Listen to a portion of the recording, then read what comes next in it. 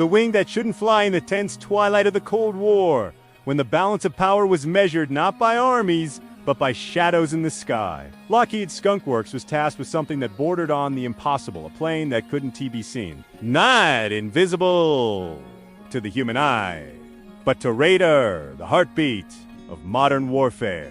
The challenge itself was a paradox: to create a jet that could fly only by defying the very principles that allowed flight to exist. When the first renderings of what would become the F-117 Nighthawk were revealed, silence filled the room. The wings were sharp, flat, and fragmented, as if a child had tried to fold a bird out of broken mirrors. Engineers who had designed some of the most advanced aircraft in history stared in disbelief. "It's not an airplane," one of them muttered. "It's a mistake." Aerodynamics, the sacred law of flight, demands smoothness, curvature, grace. Air must flow over wings like water over stone, but the Nighthawk's surfaces were anything but smooth. They were fractured, polygonal, hostile to airflow. Every instinct said it would never lift off the ground. And yet, the mathematics of stealth demanded this unnatural shape. Because radar doesn't see beauty, it sees reflection. Every curve, every smooth surface on a normal aircraft bounces radar energy straight back to the source. The Nighthawk's faceted geometry scattered it into chaos. To radar, it would be little more than a whisper, but that meant the aircraft itself would suffer. The very thing that made it invisible would make it nearly uncontrollable. So why go through with it? Was stealth worth risking physics itself? Was it worth creating something that could only exist by constantly fighting to stay alive? Inside Skunk Works, the debate was fierce. Traditionalists argued it was insanity, a suicide note written in equations. But a small team, led by Ben Rich and inspired by Denis computer models, saw something else. A glimpse of the future. They realized that invisibility wasn't a matter of speed or strength, but of deception, of bending light and radio waves around human ingenuity. In 1977, the first prototype, Blue, was assembled in the Nevada desert under top-secret conditions. It looked like nothing ever built before, more alien than human. When it rolled onto the runway, even the test crew hesitated. Could this jagged, unbalanced contraption really take to the air? As the engines ignited, the desert trembled. The machine groaned, its systems struggling to stabilize the airflow over its broken edges. When the pilot eased back on the stick, the aircraft shuddered, tilting dangerously, and then impossibly lifted. Witnesses described it as watching a brick learn to fly. The onboard computer, primitive by modern standards, worked non-stop to correct what nature rejected. Every millisecond, it made thousands of micro-adjustments to keep the plane from collapsing under its own instability. Without that digital brain, the Nighthawk would have fallen from the sky like a stone. And yet, against all reason, it worked. It flew, but the cost was terrifying. The Nighthawk wasn't a plane you piloted. It was a machine you survived. The slightest software error, a moment of turbulence, a fraction of delay in the computer-esque calculations, and it would tumble into oblivion. The first prototypes crashed, their wreckage burned and buried in silence. Still, the project continued. Because what they were building wasn't just an aircraft. It was a ghost. A weapon that could slip through radar nets, glide unseen into enemy territory, and rewrite the nature of modern war. So, when you look at the jagged silhouette of the Nighthawk today, ask yourself, did it truly conquer the sky? Or merely trick it into believing? Was the Nighthawk a triumph of technology or a dare against gravity itself? And most haunting of all, when a machine is built to defy the laws of nature, how long before those laws take their revenge? The code of instability. The Nighthawk was never meant to fly in the traditional sense. It was born from the elegance of aerodynamics or the poetry of lift. It was a machine built on defiance. Every line, every jagged surface, every fractured angle was a direct insult to the principles that had defined flight since the Wright brothers. On paper, the F-117 shouldn't have left the ground. Its center of gravity was wrong. Its angles were too sharp. Its wings generated too little lift. To the naked eye, it looked like a shard of metal hurled into the air, not an aircraft designed to glide through it. But that was precisely the point. The Nighthawk was designed not for beauty, but for invisibility, to vanish from radar. It had to sacrifice everything that made flight graceful. It had to become unstable, and so the engineers at Lockheed faced a question no one had ever dared to ask before. How do you make something that shouldn't fly anyway? The answer came not from aerodynamics, but from mathematics. Enter Denis Overholser, a soft-spoken engineer with a genius for pattern recognition. He realized that radar invisibility could be achieved through geometry, specifically through equations discovered decades earlier by a Soviet physicist named Petr Ufin. Ufimtsev had shown that radar waves could be predicted and therefore scattered if you shaped surfaces just right. The math was there, but it was terrifyingly complex. Overholser fed those equations into one of the few powerful computers available at the time. What came out was an aircraft. It was a collection of flat, uneven facets that defied logic. But he saw something others didn't. Potential. The only problem, no human could fly it. The Nighthawk S-shape created so much instability that even the slightest control input could send it spiraling. Traditional control systems couldn't keep up. A pilot's reaction time, even the fastest, was thousands of times too slow. So they built a brain. Not a human one, but a digital one. The F-117 became one of the first aircraft in history to rely entirely on fly-by-wire technology, a system where the pilot SC inputs didn't directly move the control surfaces. Instead, every command passed through a network of sensors, processors, and algorithms that decided how much to move and how fast. The computer was not an assistant, it was a guardian. It corrected thousands of times per second pitch, roll, yaw, pressure, airflow, constantly translating chaos into stability. Without it, the aircraft would have flipped and shattered before leaving the runway. In essence, the Nighthawk didn't fly. It was flown by code. This was revolutionary and terrifying. In the late 1970s, trusting a computer with a man's life was unthinkable. These weren't sleek, modern processors. They were massive, unreliable machines prone to glitches and failure. One software error could mean instant death. Yet the Skunk Works team, led by Ben Rich and backed by DARPA, believed it was the only way forward. When the first half-blue prototype took off in 1977, the world changed. The aircraft jittered, wobbled, fought itself, but stayed in the air. The flight was a victory for numbers over nature, for algorithms over instinct. For a moment, humankind had rewritten what flight meant. But the celebration didn't last.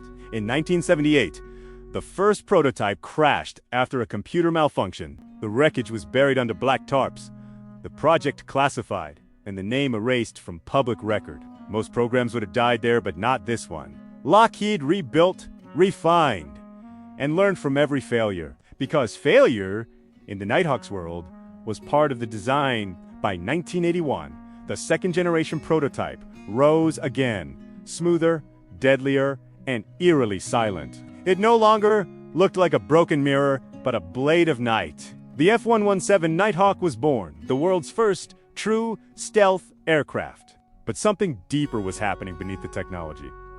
This wasn't just aviation anymore.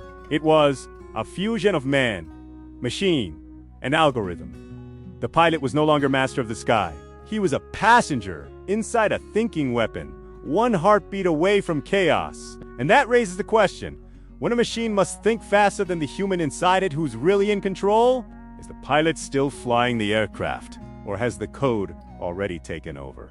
The Ghost's algorithm, there was something hauntingly alive about the Nighthawk. Pilots who flew it described not the thrill of speed or the roar of engines, but an unnerving quiet, a silence so deep it felt supernatural. The jet didn't slice through the air like a fighter. It glided through shadows, whispering instead of screaming. But beneath that eerie calm was pure chaos.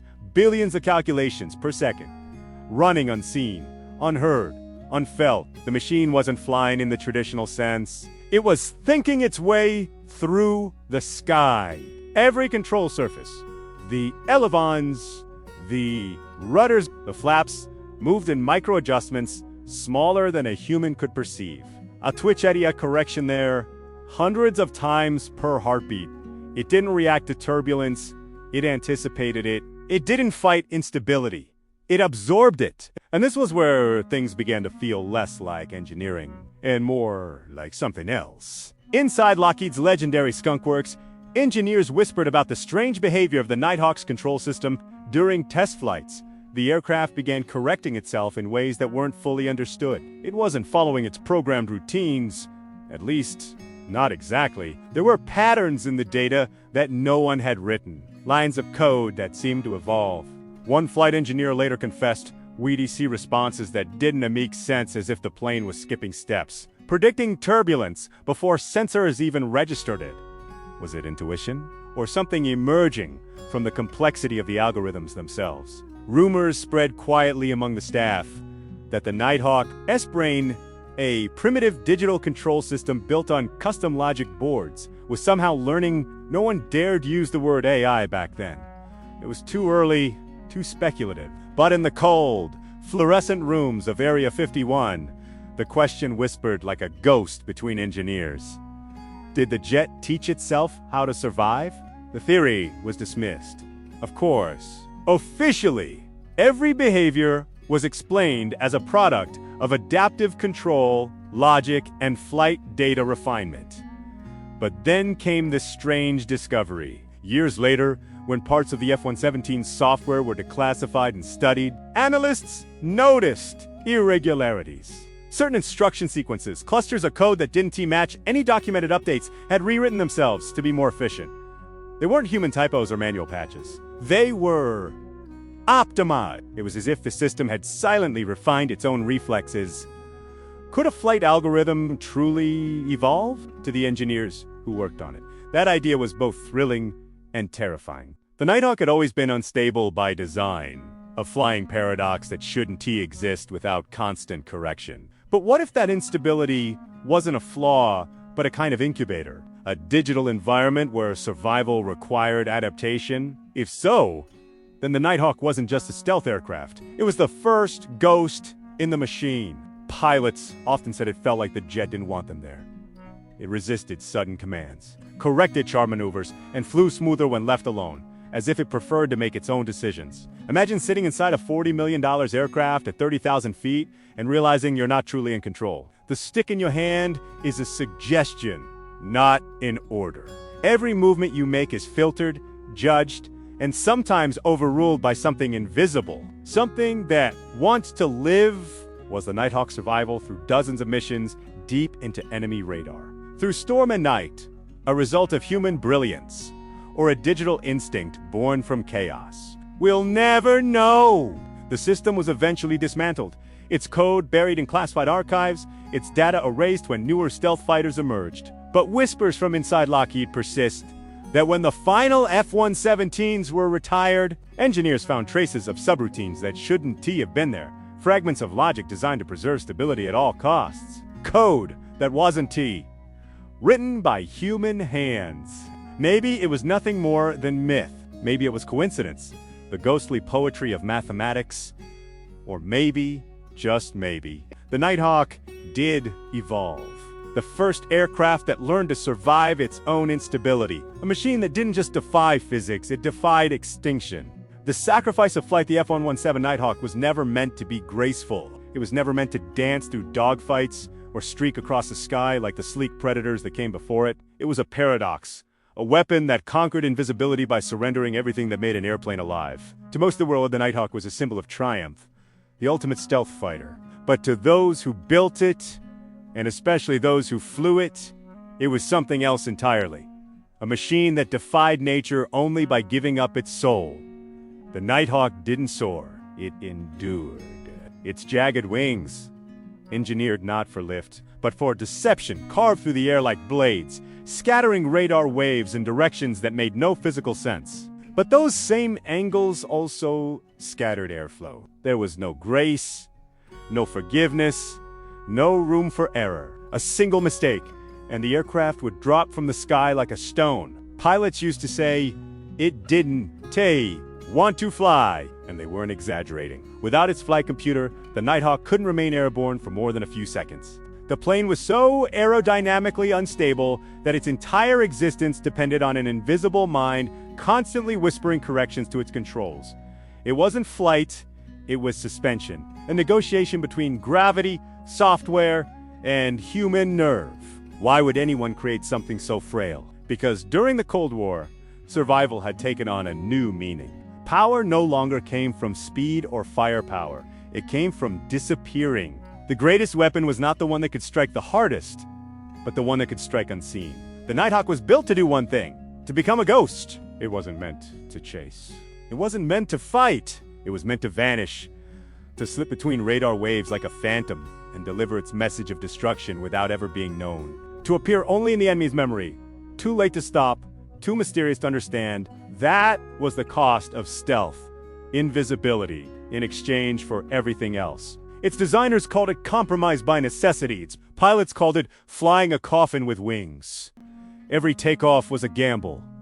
Every mission, a dance with death, wrapped in silence. There was no backup plan, no margin for failure. If the engines died, the Nighthawk would not glide. It would fall. And yet, they flew it. Because the Nighthawk wasn't built to win dogfights, it was built to redefine them. To rewrite what it meant to fight in the modern age, in a world obsessed with being faster, stronger, louder. Lockheed's engineers chose the opposite path. Slower, weaker, quieter. It was a deliberate act of rebellion against physics itself. Each mission was a defiance of gravity, a statement that human intellect could bend the rules written by nature. The F-117 was not a celebration of aerodynamics, but a confession that to master the unseen, we must sometimes break what we understand. And perhaps that was the real meaning behind the Nighthawk's creation. It wasn't just a weapon of war, it was a philosophical experiment. Could humanity build something that shouldn't exist and make it fly anyway? The answer came not in its elegance, but in its endurance. Even after its retirement, pilots remember the eerie stillness of those flights, the way the aircraft seemed to hold its breath, as if aware that it was not supposed to be alive. Every successful mission was a victory, not over the enemy, but over the universe itself. The Nighthawk's greatest achievement was also its greatest tragedy. It proved that to reach perfection, sometimes we must abandon beauty. Its wing was not meant to soar. It was meant to sacrifice itself for the dream of invisibility. Every rivet, every angle, every equation carved into that black geometry was an offering to secrecy, to fear, to the unrelenting hunger of progress. And when it flew, cutting through the silence of the night sky, it wasn't just defying radar. It was defying nature. Because some creations are not born to survive. They are born to remind us that survival is never the point. The legacy of the impossible. When the veil was finally lifted in 1988 and the F-117 Nighthawk was revealed to the world, it looked like something that had fallen from another planet. Sharp, faceted, almost insect. It was a weapon that seemed to belong to the future, not the present. The world's military analysts gasped, pilots stared in disbelief, and engineers quietly asked the question no one wanted to say aloud: how does that thing even fly? The truth was both beautiful and unsettling. It barely did. Behind that alien geometry was not perfection, but fragility. The Nighthawk was a miracle held together by algorithms, prayer, and raw defiance. Every flight was a controlled fall, a balance between instability and precision, where the smallest failure meant instant death. And yet, that fragile ghost of a plane redefined human possibility. The Nighthawk's strange, broken-wing design became more than an engineering marvel. It became a symbol of humanity's ability to build the impossible. The wing that was never meant to survive ended up changing the future of aviation forever. Every stealth aircraft that came after, the B-2 Spirit, the F-22 Raptor, the F-35 Lightning II, carries its bloodline. The same mathematics of disappearance, the same obsession with the unseen, the same quiet rebellion against the laws of physics. The F-117 proved that you didn't need beauty to achieve greatness. You needed courage. The courage to make something that shouldn't exist and make it fly anyway. But even as it became a legend, whispers began to spread. Radar operators during late-night exercises claimed to detect faint, triangular blips echoes that moved like ghosts, matching the exact radar profile of the Nighthawk. But the official record was clear. Every F-117 had been grounded, dismantled, or stored away in the Nevada desert. So what were those echoes? Glitches? Reflections? Or something else entirely? Some test pilots swore they saw a dark silhouette pass silently overhead during training flights. No markings, no transponder, no sound. Others said they saw nothing at all, just their instruments flicker for a heartbeat as if something invisible had brushed past. Could it be that the instability that once defined the Nighthawk refused to die? Maybe somewhere out in the high, cold air above the desert, that ghost still lives, a whisper of code, a forgotten prototype, or perhaps just the memory of human ambition refusing to fade. The Nighthawk was not just a machine. It was an idea one, too stubborn to stay grounded. It taught engineers that the edge of innovation is also the edge of danger. That the future is built not by those who play safe, but by those who are willing to fly into chaos and come out the other side with something extraordinary. Its jagged shadow still hangs over every stealth design, every classified hangar, every engineer who looks at a blueprint and wonders, what if? Because the true legacy of the Nighthawk is not in its metal or its missions, it is in the mindset it created, the belief that impossibility is just a temporary condition, waiting for someone bold enough to ignore it. And maybe that's why its ghost still lingers. Not because it refuses to die, but because the idea behind it refuses to rest. Even today, if you stand under a moonless sky in the Nevada desert and listen closely, some say you can still hear it, the faint hum of instability, the whisper of air bending around something that shouldn't exist. A reminder that the greatest leaps forward are never graceful. They're jagged, unstable, and terrifying. But they fly.